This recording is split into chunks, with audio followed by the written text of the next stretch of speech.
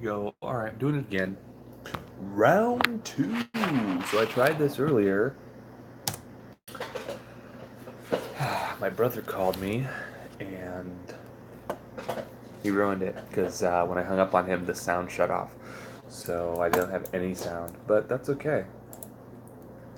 I'm just gonna play because I'm still playing, so I might as well just do more. Who cares? You know what I mean? It's late night, guys. 10 o'clock in Southern California. So everyone's asleep right now. Baby's asleep. I'm asleep. No, my wife's asleep. So we're gonna play some video games. Play some video games, and most likely nobody will be watching this. That's totally cool, dude. Totally cool. So, yeah. Hold on, let's see if I can do this. Let's see. Share this thing. I do it again. Sketch. That's kind of fun. Whoa. Pop. Alright. Okay. Oh, no, this is.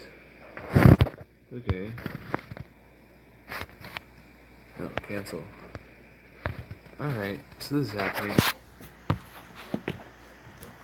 Alright, so, we'll do some life updates. So, how's my life been?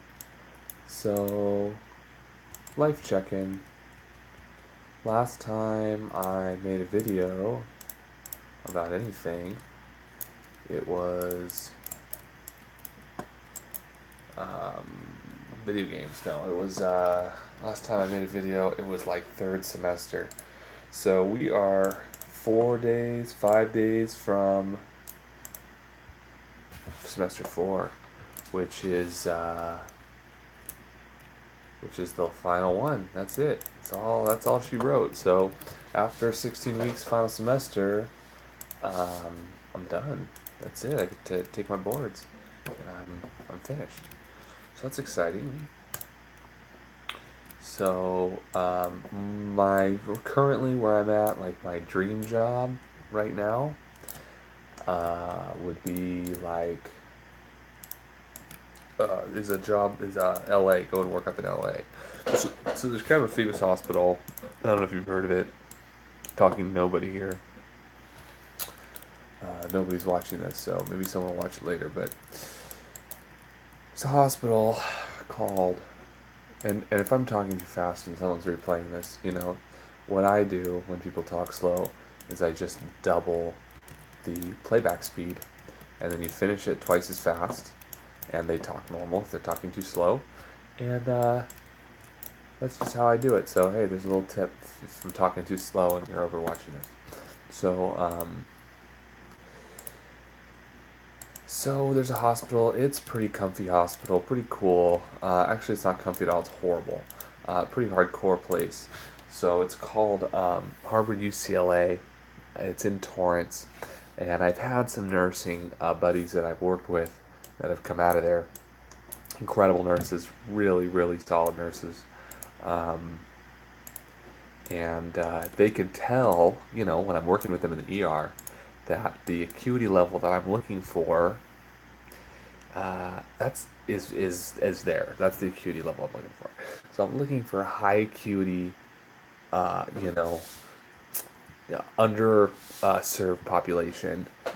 This hospital is, so if you've seen an old show called Emergency, there's an old show, I think 60s maybe, 60s or 70s maybe, I don't know, old show called Emergency about LA County Fire paramedics and the hospital and all the little, drama between the firefighters and the medics and the doctors and the nurses and all that stuff. It's real like, old school.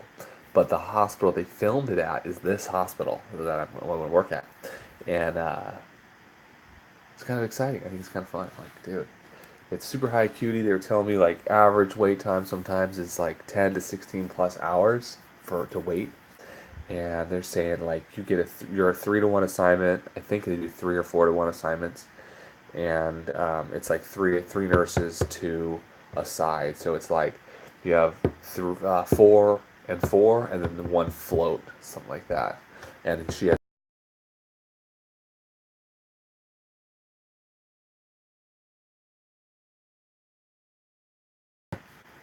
you know, and it seems like a good setup. Seems kind of cool. No tech, so you do everything, which I'm cool with. I can run, I can do everything. So, uh, I'm cool with no techs for sure. And it's amazing because the hospital is level one trauma center. It's a pediatric trauma center. It's a stroke center. It's a STEMI receiving. They are they are just pretty incredible hospital. Super high acuity. So it's really the spot I want to be. I'm gonna go. I called and I talked with the educator over there at the trauma services. Talked to the nursing educator for their trauma services at Harbor UCLA. And November they're going to be having a they're going to be having a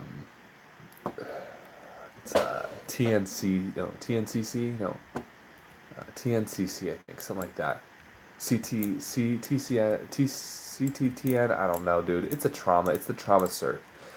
So they have a trauma cert for the nurses that are trauma certified, right? They're running the trauma bay. You get this. I think it's TNCC. Anyways, um, it's $500 class if you're a licensed nurse who wants to get it. It's free if you work there. Just have to buy the book and $60 book or something like that. But you get certified. And then I talked to her and she said, "Oh, so it's kind of cool because I was like, I called and I talked with her and I said, is there any way I can take a class?" She said, "Well, normally, you know, we want nurses who have at least a year experience in the trauma bay who freaking know what's going on." And so I said, "Well, I was a trauma tech for about a year, and I've worked in the trauma bay with the nurses. I've watched them bolus 3%, and we've set up chest tubes and we RSI people and we IO and run squeeze blood into their shins, done all kinds of that kind of stuff. Like I've seen it, I know how it runs. Like I know I have a good idea of their scope of practice, but I'm not doing it. So I told her that. And she's like, "Okay, well, it sounds great. I've never, had a student call me before. I'll look into it for you. Shoot me an email." She gave me her email. So here I am. Shoot her an email. She says, "Okay, great. You are, she said I can, unless I'm licensed, I can't really take the class, right? And I'm not working in trauma bay. I'm not a nurse yet. So it wouldn't make sense for me to be able to get the cert, pay the money, get the cert. You're not getting a cert. You're not certified under a license." So she's like, "Well, you can audit it for free. Just come on up. You can audit the class. It's 2 days." And so I got so jacked, dude. I'm like, "Dude, I'm so down. Yeah, let's do it." So I love that stuff. I love talking shop. I love trauma. Love the system we've set in America, dude. We have a sick system. We have so many standing orders, so many opportunities to, uh, hone your skills to better somebody who's in dire straits. So it's a really cool that she's even allowing me to do that. Not only allowing me, but actually supportive of me coming there and auditing it as some random nursing student who's just like, "Hey, I'm really jacked about trauma and I want to just get a jump start on my education." And she was very supportive. She said, and so I was just really excited because I'm like, you know what? That's the kind of place I want to be. I want to be working somewhere where education isn't frowned upon, where when I ask a question or I want to be a part of something or I want to learn something or be able to develop myself, I'm not going to be stifled by somebody who has an ego, you know what I mean? Or she's like, I don't know. I've had that happen where it's like I'll ask a question and they look at me like I shouldn't be asking questions. Excuse me, I'm a student, bruh, and this is important. For me to know this stuff is very important. So to see a nurse, most of the time, if they're getting upset because I'm asking a question, either it's because they don't know, or they don't think it's important, or they aren't thinking about that right now. There's a lot of reasons why someone may think it's a stupid question, but I freaking try and be on the ball when I'm at work. And when I'm asking questions for importance for a reason, right? I'm not just asking questions just to sound, just to hear my voice. I want to know. So I like asking questions and I like, developing myself. And so just to have a MSN trauma nurse educator, you know, be so supportive in my growth. It's never met me before. No reference, no nothing. I just cold called her and was like, "Hey, you know," and uh, and she was so receptive and so supportive. So I'm gonna go do that, and I don't know how I'm gonna do it. It's in November. It's in the middle of my fourth semester, out of nowhere. I'm gonna do my best to get up there. It's just an hour and a half away. I live an hour and a half south of Torrance, so it's an hour and a half drive, 2 days on a Monday and a Tuesday, all day. And if I have a care plan due that week, yeah, I'm definitely not gonna probably be able to do it. But it'd just be super cool if I had the opportunity. So that happened a couple days ago. Just talked with her, and I think it's a good. I think it would be um, a stretch. I'm gonna foam roll after I get done with this. So, anyways, that's um, that's what happened. That's recently what happened. Another thing that happened. So that was 11 minutes. Let's see how much more I can do. So another stuff that happened. More stuff happened. And I am closing, so sold my house. So this is what happened. Got a new job, so I'm not working at this hospital here. I'm working at another trauma center, and I went from trauma emergency department. Now I'm doing trauma inpatient med surge trauma. So totally different ball game. Totally different ball game.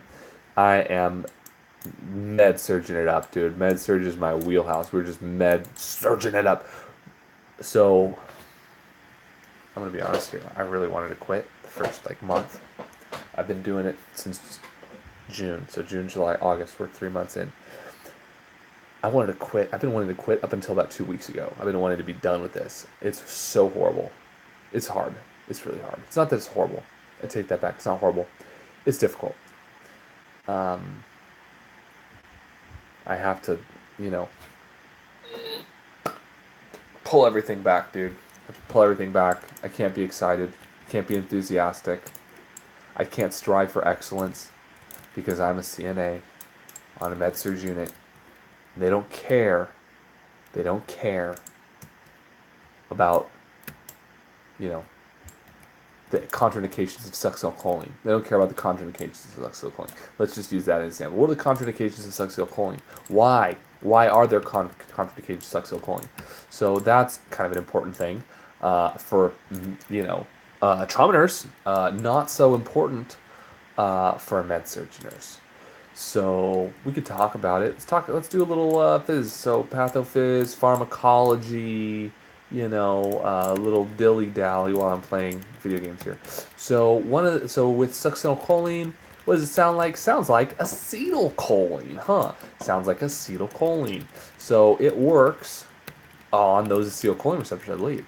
So what it does is it's a neuromuscular blockade. It's a depolarizing neuromuscular blockade. So how do you depolarize the muscle? At the synaptic cleft, right? At the motor unit synaptic cleft. If it's blocked and it's hyperpolarized on the outside of the inside of the cell, it's not going to be able to. Or it's not hyperpolarized.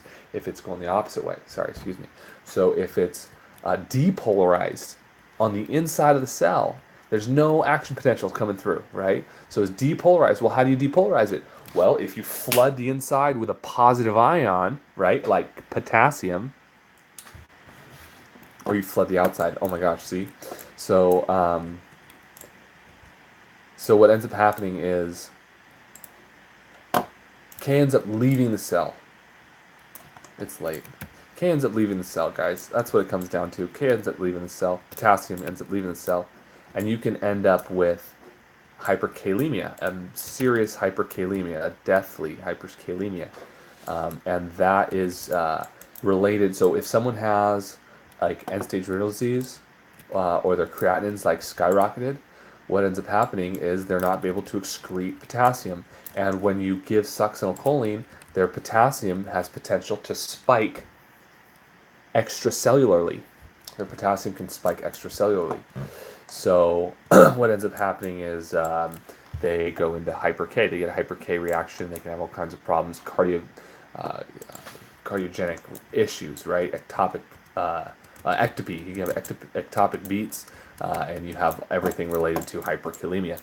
So you can't give it with end-stage renal disease, and you can't give it with burns, crush injuries, because that can cause lysis syndromes. So with lysis syndromes, exploding all the K out of the cell, and then you pump more K out of all the muscle cells, you're gonna have problems. So K goes out of the cell. So end-stage renal disease, crush injuries, burns, muscular dystrophy. I don't know why muscular dystrophy is one of them, but it is. And just, guys, do your own research. Go learn this stuff yourself too. Look it up. Don't just take my word for it because, what do I know, dude? I'm still learning this stuff. And I'm kind of distracted here. And I'm just rambling, so it's fine. It doesn't matter.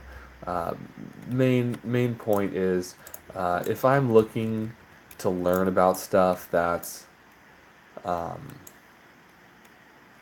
not med surg related, doesn't involve wiping butts and changing bed linens and feeding people. If the question I'm asking doesn't involve feeding somebody, INOs, cleaning their poo-poo, or changing their linens, if those four things, or if washing and bathing them, right? Those are the 5 things the CNA does. Those are the main 5 things. Or take vitals. Okay, there's another thing. Take vitals. So if I'm not taking vitals, I'm not, helping wipe poop up, I'm not changing linens, I'm not feeding people, and I'm not checking INOs. If those 5 things or 6 things or how many I named, if I'm not doing that stuff, if the question I have has nothing related to do with that stuff, guess what? My manager doesn't want me asking it. Definitely doesn't want me asking those questions to nurses if it's a question that doesn't have to do with my specific job function. So I feel like stifled, and I feel limited, and I feel like education's not promoted. So I don't mean to rag on my hospital I'm working for. I'm working for a good hospital. It's okay. I feel that it's not a learning environment. It's not like a level 1 trauma center where you have a bunch of student nurses cracking, or certain doctors cracking, people's chests open every day, where they're like learning how to cut people's chests open. Like the trauma surgeon's like, hey, this kid needs to, learn how to, clamp the aorta. Let's just show him on this guy, like that. I mean, that's how you learn stuff, right? You freaking do stuff, crazy stuff. So you start doing this stuff, and you learn. That's the kind of environment you're at where, hey, if we can crack this guy's chest open, practice clamping his aorta because he's dead. If we can practice that, let's do it.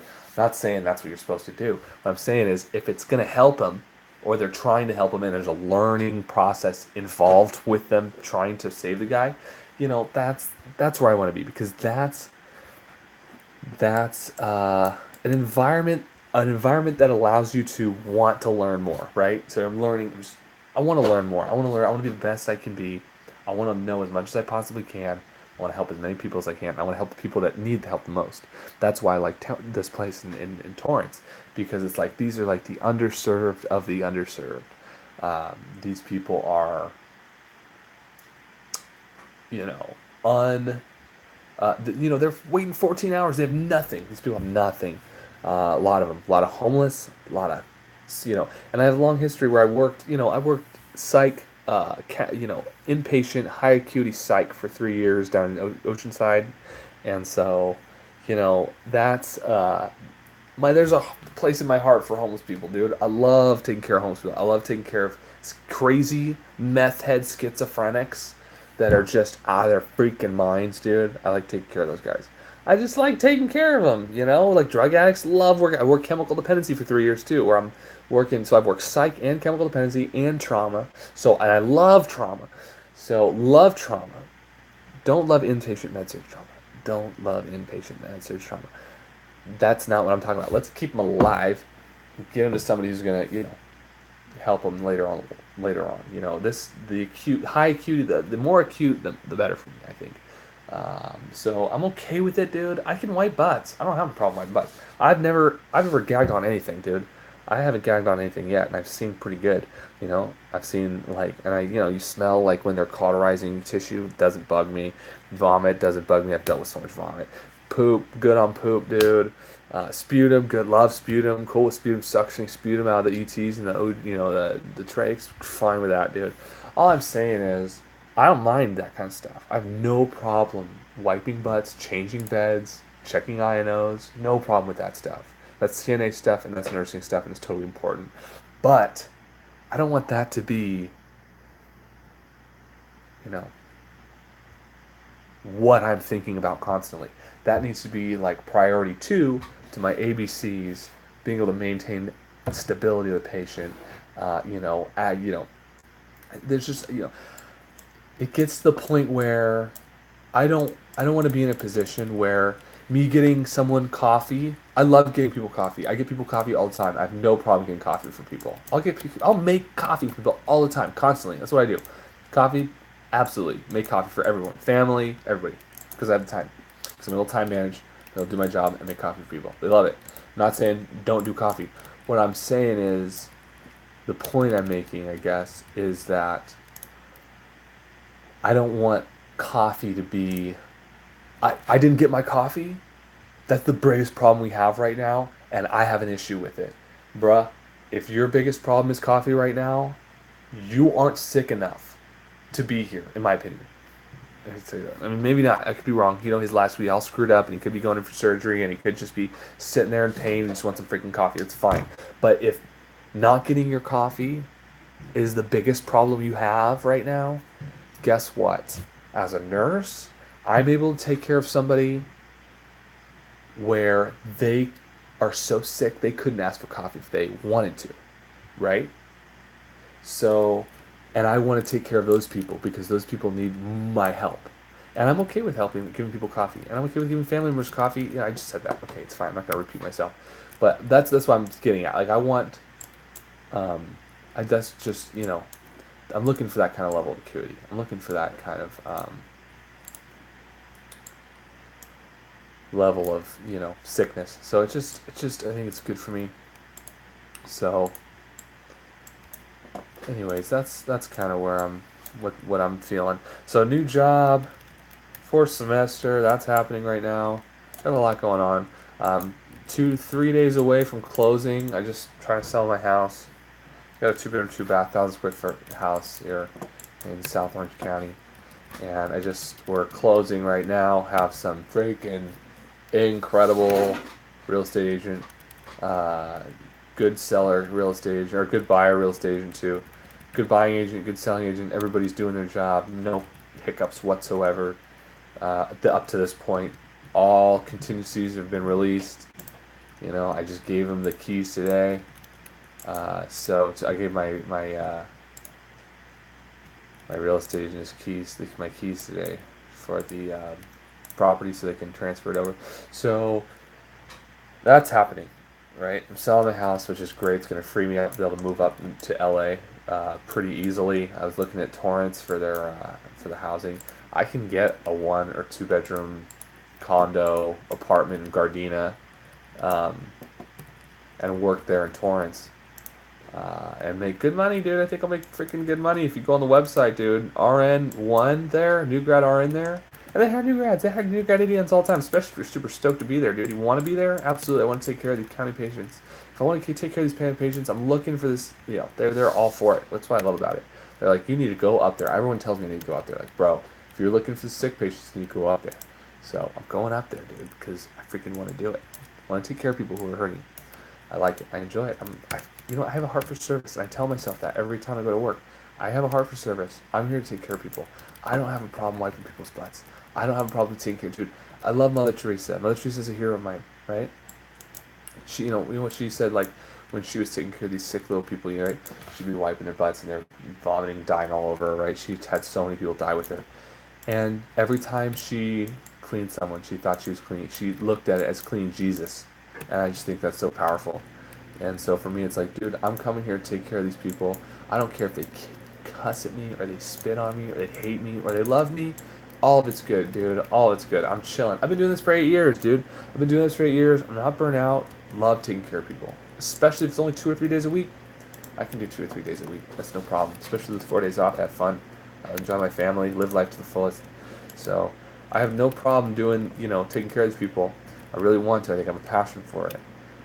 But the current position I'm working at, it's high acuity too. It's sick. It's county, right? We take patients that no one else in the county is taking. We are the county. We're one of the county hospitals. Level 2 trauma, county level 2 trauma, and we're basically county. We get reimbursed by the state. We get reimbursed by the federal government. You know, it's where I'm at. It's freaking super grindy. It's like being in. It's like the trenches, dude. It's like being in the trenches. Where I'm going though is going to be even harder, I think, which I'm cool with, dude. I'm chilling. But my issue is not the intensity of the job. I'm a pretty strong guy. I can do a job, no problem. My concern is the environment, the professional environment, where striving for excellence, striving to learn as much as possible, do the best job you can, striving to learn more, that is encouraged and it's welcomed. It's not bashed over the head, kicked in the dirt. That's how I feel like when my attitude gets. So when a superior nurse, someone who's been doing it longer than me, hears something I'm doing and feels or treats me as though my intentions aren't pure and my desire to learn is coming from a sense of arrogance or a sense of pride, and then they have this like get puffed up and angry because they may not know the question to it, or I'm not, it's out of my scope of practice to ask questions, bro. So whatever. Those are experiences I've had. And it's okay because it's temporary. This whole life is temporary, and I'm just gonna do the best I can while I'm here, and I'm not gonna sweat the small stuff. But I do want to work in a professional environment that is teaching me something. So that's what's teaching me working in this job, because I got this job thinking, oh, awesome, this place will be great. I'll be able to learn so much. I'm gonna, they're gonna, treat me well. This kind of thing, or at least I'll be able to learn something. And I'm learning stuff. What I'm learning is that I want a specific working environment. I want a specific place to practice. I want to practice professionally in an environment that, you know, promotes growth. Doesn't promote stifling. It doesn't promote, uh, you know, cutting corners or being tired. Or it doesn't promote complaining that, today's Monday. I don't care if today's Monday, bro. It doesn't matter. Every day. Every day we're coming here, bro. We need to be thankful for our life. We need to be thankful that we have the opportunity to care for somebody. Because guess what? If I'm taking care of somebody who has the withdrawals, who has the shakes, and they're withdrawing so bad that they can't feed themselves, they're not able to feed themselves because they literally are shaking so hard they need Ativan, right? They need a CWA score and they need to check and get PRN Ativan to calm their nerves because they're so sensitive. Their nerves are all screwed up because they've been alcoholic, right? If I have to take care of that person, guess what? I can't be an alcoholic because I can't have the shakes while I'm feeding him, right? It clicked to me the other day. I'm like, okay, I feel healthy. I feel really good. He feels very sick, and he's coming down off, alcohol, and he's having alcohol withdrawals, and has with alcohol withdrawal symptoms. He's tachycardic. He's hypertensive. He's tremulous. He's having like Riger's tremulous Riger's basically like sitting still. He's shaking. He's scoring over like 20 something on CWA score. I'm like, dude, this guy needs some freaking Ativan. Oh, sorry, 1 milligram, 6. 1 milligram IV push. So that's the order for this guy. This guy is huge. He's looking for way too long. This guy needs PRNs. He needs either Librium. Look, I'm not a chemical dependency specialist, but I've worked chemical dependency. I know how CWA scales freaking work. And when you do them right, guess what? They're not shaking like this. They can feed themselves. when you're not doing them right, you're not advocating to get them done right, they hurt. These people hurt. I don't care if they're detox for alcohol. I'm not here. I'm not here when I'm taking care of this person to judge them, right? I'm not here to judge them. I'm not here to say, oh, you are an alcoholic, and so you need to deal with the consequences of alcoholism. And while you're in the hospital, even if you need extra medicine, I'm not even going to advocate for you because you deserve to sit there and not be able to feed yourself and feel like crap, not be able to piss yourself, right? No way, dude. No, I'm too compassionate for that. I'm going to advocate for a CWAS score. I'm going to advocate for more medication because this guy needs more medication because he's highly acutely sick. But why doesn't that happen? Because we don't do CWAS scores at this hospital. We don't do CWAS scores. Why do we do CWAS scores? I don't know. I don't know why we don't. Oh, and then I asked her. Oh, do we do CWAS scores? Oh yeah, sometimes we do. We do CWAS scores on trauma patients. Why do we do CWAS scores on trauma patients? And she didn't have an answer for me. Okay. Well, what about the guys that are withdrawing from alcohol? Shouldn't or benzos? Shouldn't we do a CWAS score on them too? You know, no answer. I didn't get an answer. No answer. Why? I'm asking questions that shouldn't be asked because I'm advocating for a patient. So that's a rant. So, that's what I'm learning. I'm learning I want to be in a place, and honestly, where I was working before, um, they strive for excellence, dude. I met some incredible nurses where I was working before. These trauma nurses are so freaking dialed, dude. So dialed, and they're so smart, and they're so skilled. Oh my gosh.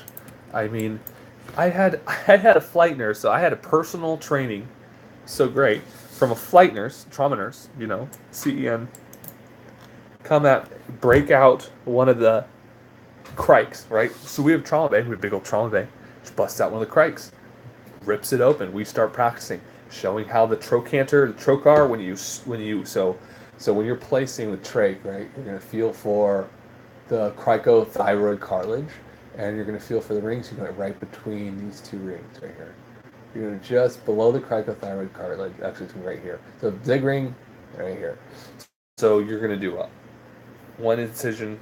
You're gonna poke longwise. So you use like a 10 blade or 11 blade, poke longwise, and then you'll spread it. Kind of, you have to spread it, and then there's like a trocar, and you don't.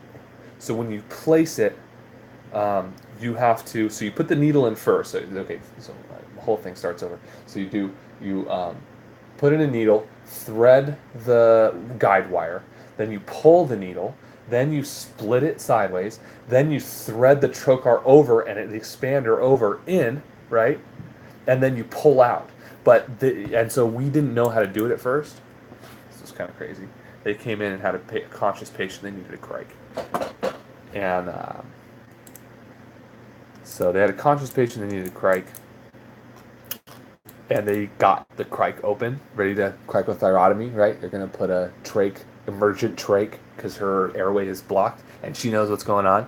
And they're sitting there at the bedside in the trauma bay, bust out the crike tray, and we got a little confused. Because why? Because guess what? When you're doing trachs in the hospital, and you're putting with bronchoscopy, and you put the trach with a bronch, and you can watch, and then you do it with that, guess what? It's a different tray. It's not emergent, and so the expander pulls out, and then you leave the thing in.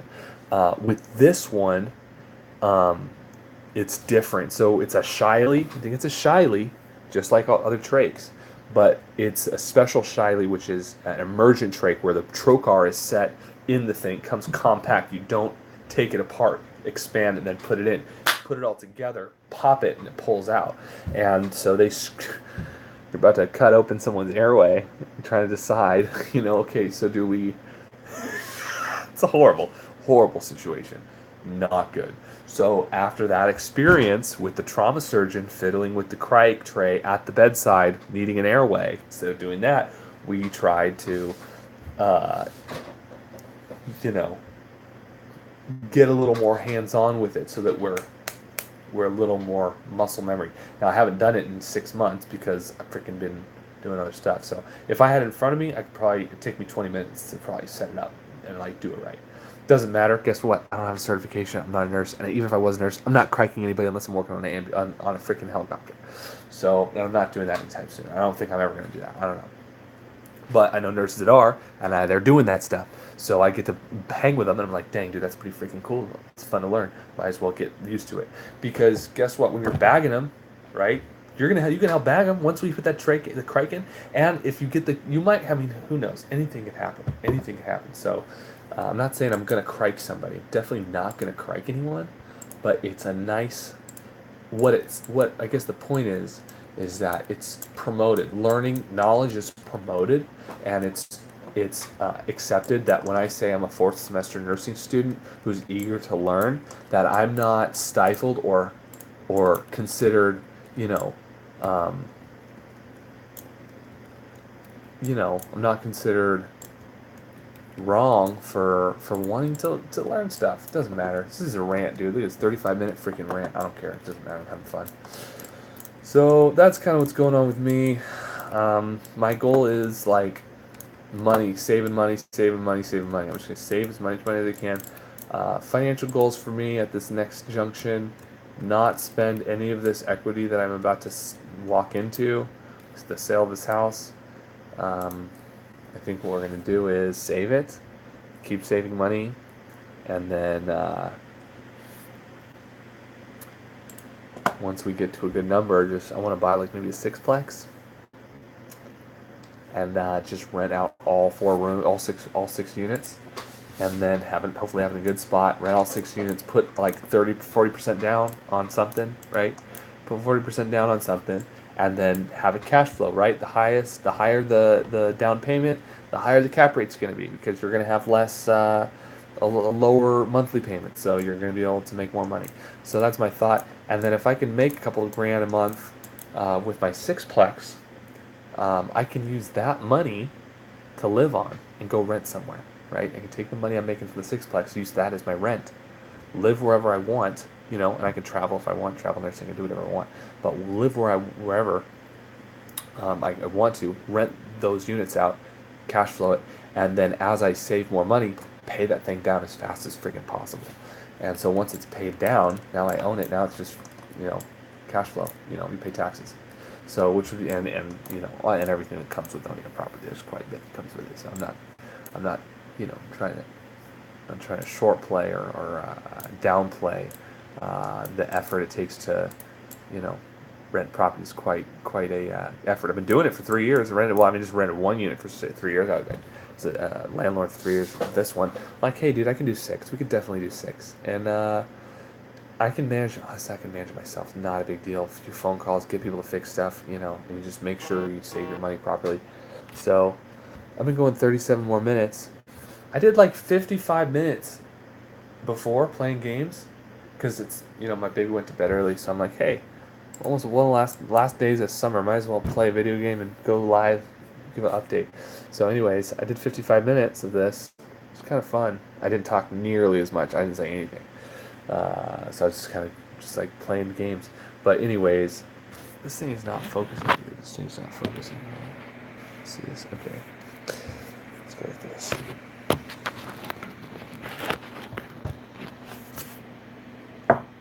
All right. So what I'm, yeah. So I don't remember what I was getting at.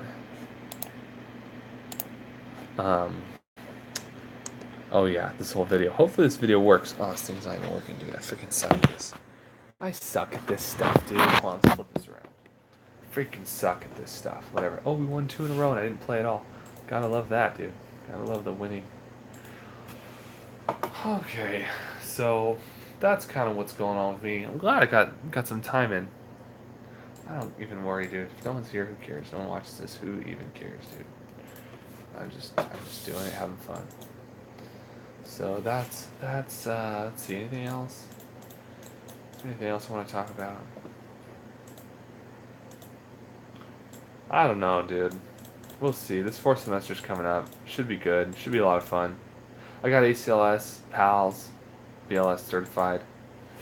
I want to get that TNCC or whatever it is. TCCN. Oh man, I don't remember what it is. I wrote it down somewhere. It doesn't matter. ACTN. I think it's called ACTN. ACTN, that's what it is. Acute trauma care nurse, something like that. Acute trauma critical nurse, I don't know. Something, ATCN. Anyways, um, I want to get that cert. I had something called PHTLS, pre-hospital trauma life support. Did that through AMR years ago. They taught you how to like do face-to-face intubation, which is where you swap your laryngoscope to your dominant hand, right? Because you're sitting so face to face. So normally, patient's head is in front of you like this, right? You're holding the laryngoscope with the left arm, hooking up, and then you're inserting with the right? You're looking for the cords, past the cords. Hold on, this guy's gonna die. With a face-to-face intubation, now the patient's facing you, right? Their face is here, and this would be, for instance, if somebody was had an airway compromise, who's in a car or some upright seating position or something, or standing in confined space, whatever it is. If someone's upright like this and they need an airway, and your only position is in front of them like this, right? You're gonna swap your hands so your laryngoscope's in your right, and you're gonna hook it so it's like this, right? So instead of it being like holding it like this and it's hooked like that, you're going boop. Instead of doing that, you're gonna hook it so it's like this, and you're gonna hold it in your right hand. You go boop and then place. So it's like I don't know. I haven't done it in freaking like 6 or 7 years. I only did it like maybe 10 times. Excuse me, 10 times on a dummy. So um, I freaking don't remember it, but it was kind of cool, like just playing with that. Um, Anyways, face-to-face innovation, pre-hospital trauma life support. I did that before, and very cool, good experience. Got to learn from a medic who, she had been a medic for the AMR for like 20 something years out in Riverside, so she had seen everything. Just I mean, you name it, she's dealt with everything. So it was really cool to listen from her point of view and talk about like rode hard and put away wet. I mean, when you work for AMR as a medic, field medic, for 20 years, dude, you want to talk about a salty, salty person, like being able to handle anything. Oh my gosh. Like, way too much. I'm like soft tissue compared to this lady. This lady was just hardcore, incredible. And she teaches this. So it was good to learn from her. It was really cool just for talking shop about prioritizing the patient, what's most important, being able to diagnose early, exposures. Remember your exposures. So, for instance, when you're going ABC, right, airway, breathing, circulation, a lot of times we want to start thinking D for disability, meaning like Glasgow Coma Scale, doing a GCS on scene, doing GCSs throughout, or disability like hemiparesis if you're thinking signs and symptoms of stroke, or altered level of consciousness from increasing cranial pressures. So yeah, it includes pupillary response, pupillometry if you have it. See, we have freaking pupillometry in my other place, dude. It's so sick. We get those pupillometers going so fast, so early on, because you do it Q like 15 minutes to see changes in ICP. Anyways,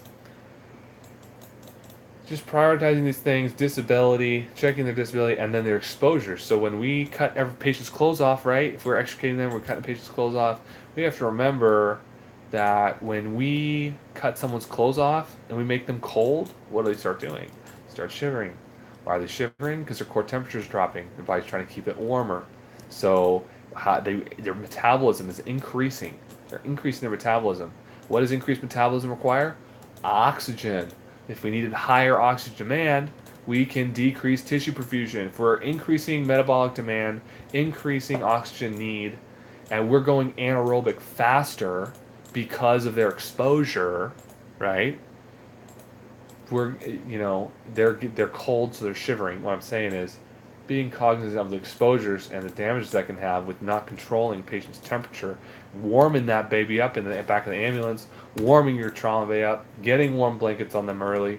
Now, if we're doing like an Arctic sun thing going, and we were thinking patient's been down for an extended period of time, or their ICP's been elevated for an extended period of time, or we're thinking this patient's not going to make it already, they're just too whatever the case, if we think that's not going to happen, or we think that brain tissue can be preserved, and we're seeing, like, because this is ACLS stuff, we would do something called, ACLS likes to use the term targeted temperature management, or therapeutic hypothermia, or Arctic sun. So you'd use the Arctic sun for therapeutic hypothermia or targeted temperature management. They're targeted 32 and 36 degrees Celsius. So that's targeted temperature management for a minimum of 24 hours post arrest, technically for ACLS, if the patient arrests. If the patient hasn't arrested but they're unconscious, right, and we're thinking there's a tissue perfusion issue, if it's a hypovolemic issue, like shocky, I think they can still do it if they're worried about brain damage. So, that's freaking something else. I don't know what I'm saying, but this is good for me. Being able to get this out. Like 45 minutes. This is like a study sesh, dude. I'm just talking about studying this stuff. Like this is kind of what I've been kind of learning a little bit. There's a lot of other stuff I've been learning too, but just got finished with ACLS a couple weeks ago, so it's still very fresh in my mind. You know, let's see if I can keep. Let's see how much I remember. So, for instance, epi. We know epi. That's like the big one, right? Epi is the big one. Epinephrine. It's 1 milligram, 1 to 10,000 ratio, 1 to 10,000 concentration. IV push comes in a 10 ml pre-made syringe. You just roll on the pap on the back. You just plug the plunger and slam it. So that's a 1 milligram Q3 to 5 minutes while in full rest, pulseless. Then you have amiodarone, 300 milligram IV push, followed by another 1,550 milligram IV push um, while in full rest. Then we do like adenosine, which is 6 milligram, followed by 212 milligrams. We can give up to a 6 and then 12, always followed by like a 20 milliliter bolus or 10 mil bolus or whatever. So you just rapid flush. Then you got atropine for bradyrhythms. You can give atropine for bradyrhythms, and that is 0.5 to 1 milligram Q 3 to 5 minutes, I believe, up to 3 milligrams. So maxing out at 3 milligrams. And then PEDS for atropine, I think, is 0.2 milligrams per kilo, maybe? 0.1 or 0.2 milligrams per kilo, I believe. Lido is 1 milligram per kilo or 1.5 milligrams per kilo. So Lido is another one that we can do. I think it's 1 to 1.5 milligrams per kilo. Then there's dopamine. Dopamine is going to be anywhere from, I think, like 3 to 25 mics per kilo, or 5 to 20 mics per kilo. Same with dobutamine. So those are per kilo per minute. Sorry, mics per kilo per minute.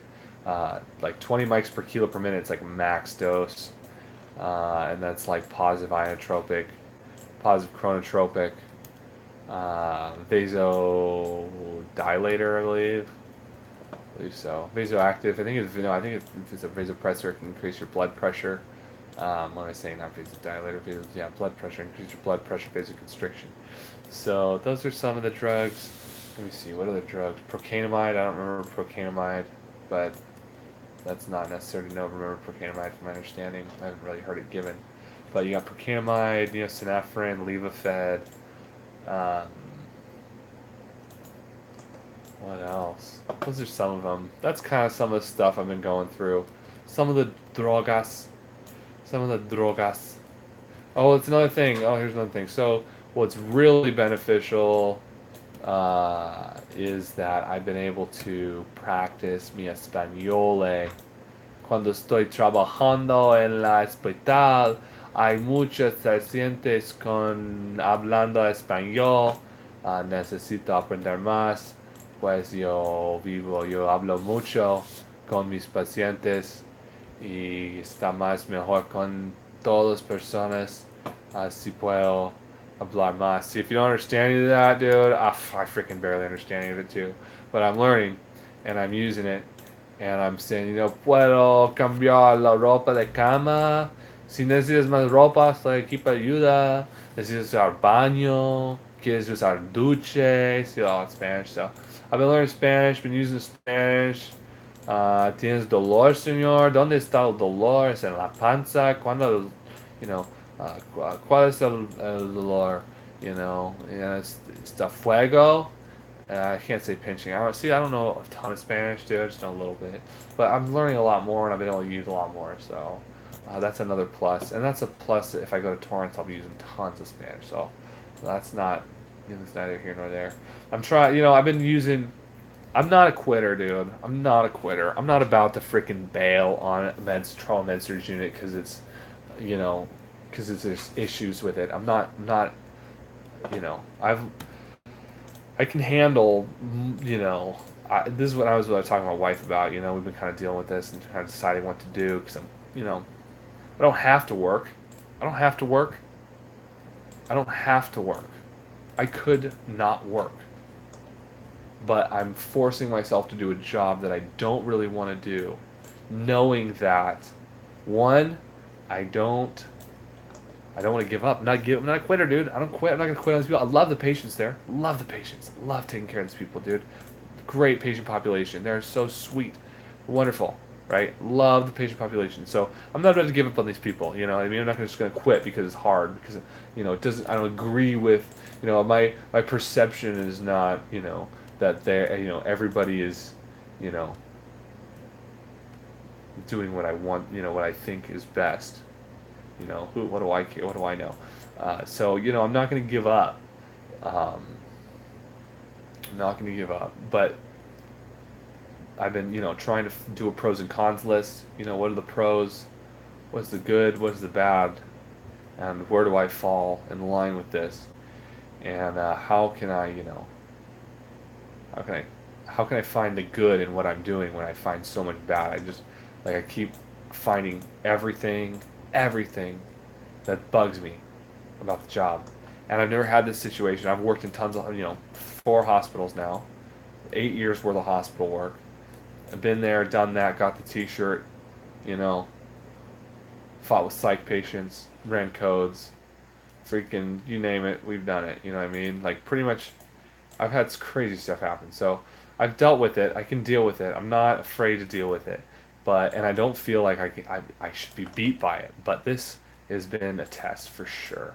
And it's a good test. And I just have to keep reminding myself that no matter what, no matter how much experience I have, no matter how much I'm learning, no matter how much I want to be the best, I need to stay, one, I need to stay humble. I need to come and serve patients and focus on my education, on my own time, not on the time of someone who doesn't find it, uh, helpful to the unit that I am attempting to educate myself. So it is what it is, dude. I'm a pretty easygoing guy, and I'll work with it and I'll put up with stuff and learn from it and grow from it and not hold a grudge because I don't believe in holding grudges. I don't believe in animosity, I don't believe in holding stuff against people even when they're mean to you, you know what I mean? Especially because every day's a new day, dude. That's how I learned in the psych ward. Every day's a new day. And that's how it is in the psych ward, dude. Every day you go in, you may know the same patient every day. You may have him in there long term. He may be there 6 months. You work with him 3 or 4 days a week. You know the guy, right? And you think, oh, he's fine. Or, oh, he's horrible. Well, guess what, dude? Every day's new, and you never know what you're going to get. So keep that at the forefront of your mind. You know what I mean? Don't get lackadaisical. Don't act like, this is routine because the minute you start relaxing is the minute you start slipping. You know what I mean? Um, Especially in psych, but anywhere you work, there's a license. You have a license to maintain, and that's the thing. There's another thing. Okay, look, I've been going, dude. I've been freaking going off. Here's some more stuff. So, for instance, for our nursing program, pretty cool stuff. I think it's fantastic they do this. They are taking us first day as clinical hours or community hours, whatever. Specific hours are being allocated to um, go to a BRN hearing. So the BRN, the Board of Registered Nurses, is the governing body sanctioned by the state of California to uh, regulate the nursing, license. All nurses in California. So they have a BRN hearing every quarter or whatever. And if you're a nurse that was a bad girl or a bad boy, and you did something stupid, you really screwed up, you made a HIPAA violation, you gave a medication that was uh, you had a major med error, or you stole drugs. I don't know, dude. We'll find out when we get there. But basically, if you have a disciplinary hearing with your license, if there's a discrepancy or dispute on your license, someone reports you for whatever, or they find out for something or whatever for your license, and they deem it danger to the public or whatever, and they say you're not safe to practice as a nurse, you want to practice as a nurse, guess what? You gotta go to a hearing and plead your case to have your license reinstated, and they take us to the PRN hearing, watching these poor nurses, ex-nurses, or trying to maintain nurses. Uh, they take these nurses and they let us sit and watch them plead for their license back. And I think it's a very important thing to do because, uh, I've been working really hard to have this. And it is a serious thing when you care for somebody, another human being, and their life is in your hands. That literally, their life is in your hands.